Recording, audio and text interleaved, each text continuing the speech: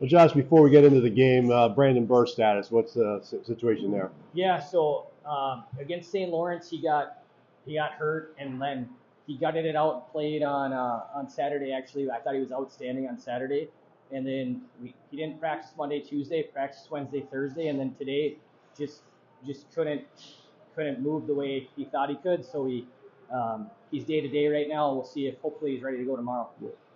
Well, let's get into the game here. 11 seconds in, things looking good. Lucas scores there, and then the wheels come off the bus there. 4 goals, odd man rushes, turnovers, maybe some bad decisions on pitching. You talked about trying to tighten up the defense after what happened last Saturday at Clarkson. You're down 4-1 after the first period. I can't imagine you were a happy coach in that locker room where the players were that happy after the first period. Yeah, it was. The first 10 minutes, I felt great about our game. We take the penalty and then we duplicate to give them a 2-on-1, and they make us pay.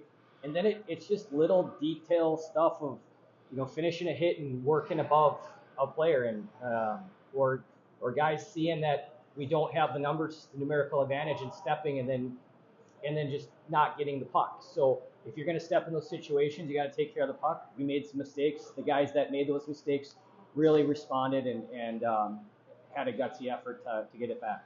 Was the language course? You know what? Give Coach Ronan some credit. He got into the guys. I was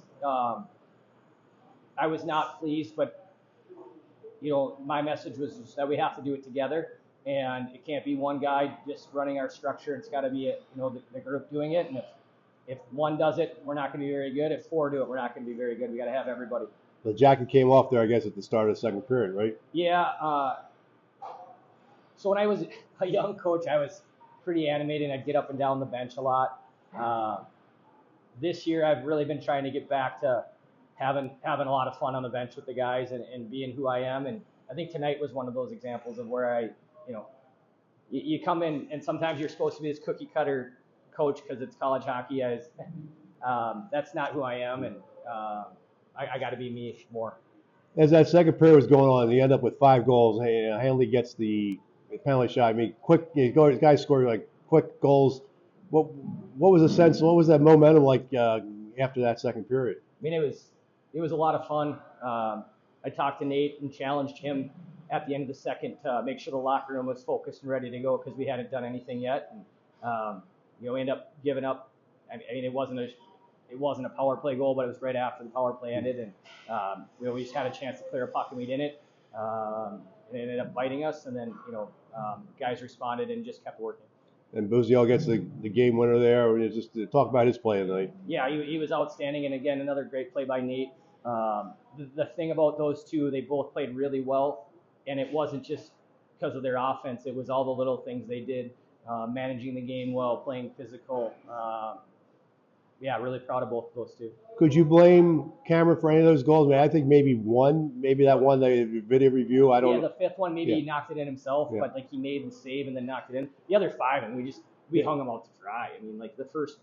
That's why I didn't make a change after the first. It would have been letting our guys off the hook because it'd have been easy for anybody to blame Cameron, and yeah, he gave us a chance, and gutsy effort from him. Are you bringing Fire Wydigan hockey back?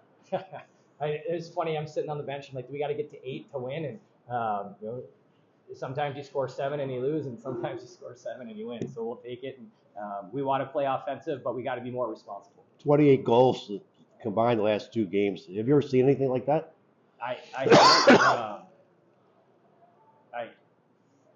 Like we hopefully we can continue to keep scoring at the pace and tighten up defensively. Yeah, especially when Cornell coming in tomorrow. I mean, that's if you get 7 goals on them, you're doing something right. But you get 7 shots on them, you're doing something right because they're as stingy as it comes. They don't give you much of anything, and they're extremely well coached. What did Nate see on the penalty shot? I think when Nate gets the puck, he sees net all the time, and I mean I was expecting him to do something a little different, but he saw the open glove side and finished.